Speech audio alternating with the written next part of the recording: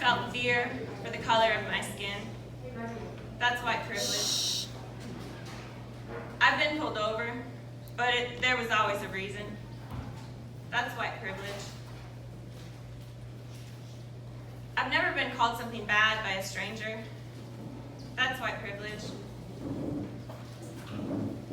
Black lives do matter. Discrimination is real. Know your privilege. Black lives do matter. Discrimination is real. Use your privilege. I won't be killed for absolutely no reason, and neither should you. So that's my first experience. And this is a little off topic, but this is more slam poetry, a little bit. So, what if he never reads them, my words? What if in the end they'll still be words he hasn't heard? What if he's right? I'm just not his type. But I don't think so. I think in the end it's us. I think he's trying to love me, and maybe he doesn't really know just exactly how, or he doesn't have the time, at least not right now, but he would if he could. He just cannot. And my knees just go weak, because he's all that I want. And the day that I met him, time, it just stopped, and I've been staring at this frozen clock at least 7 times a day, trying to uncover the words I can say so that he feels how my soul keeps burning for him. And I patiently wait to be slowly let in. Not anxiously.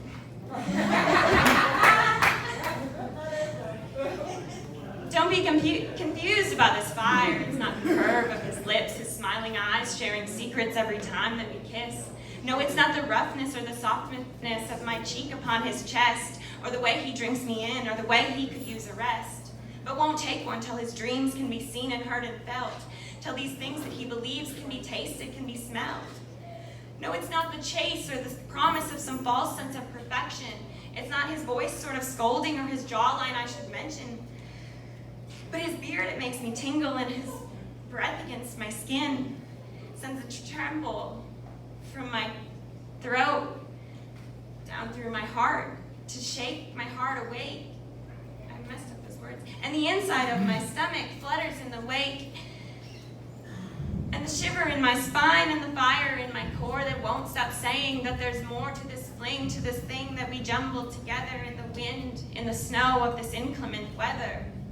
To me, he feels like sunshine on the darkest of days.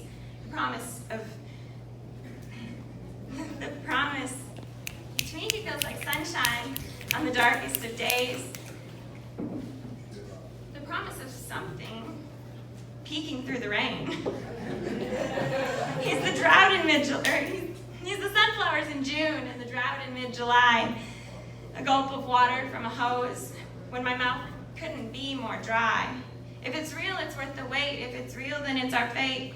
And maybe one day, someday, it won't all be so hard.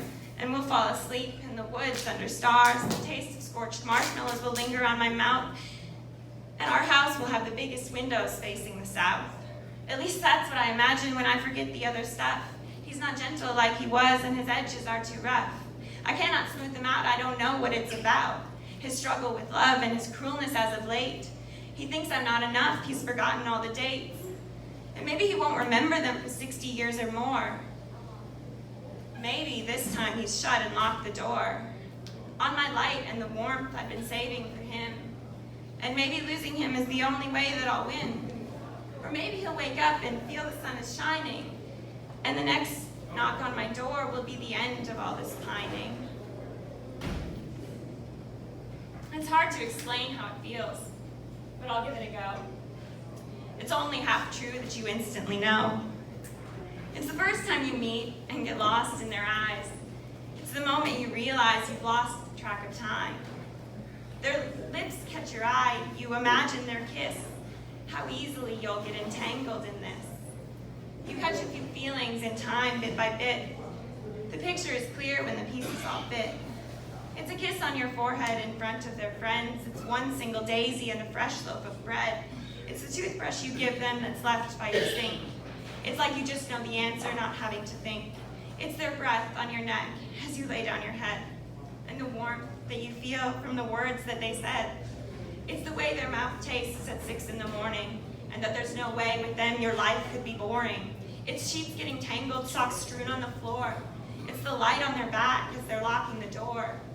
It's the flame that reflects from their eyes into yours. It's like giving a gift that's not bought from some store. It's more than just some simple thing. It's what happens when what it is that each of you brings checks off some boxes unmarked in the other, and they remind you a bit of your mother or brother. It's when actions align and the message is clear, when you're not paying attention and into your lane they veer. It's when you hold nothing back and you take a huge chance. It's when you believe each stop you make could just be your last. In some black and white movie, you'd pause on the tracks, link hands in the middle lane, flat on your backs. Maybe not one single thing would go as you planned, and sometimes it will feel like you shouldn't or can't. But you still write them a letter every day for a year, put down on paper what you need them to hear. Because maybe it's crazy and you'll prove me wrong and you won't find the thing that you sought all along. But when a grand romantic gesture doesn't feel like too much, and despite disappointments, to you they're more than enough, you'll risk being mocked, the talk of the town, if the walls that they've built don't come crumbling down. However, I think I've no choice but to say it's worth being scared, throwing caution away. The best things in life are usually free, so go shoot your shot. Don't just take it from me. You've no clue if they're watching, but hope that they are, and that tomorrow you'll laugh with them, lost in the stars.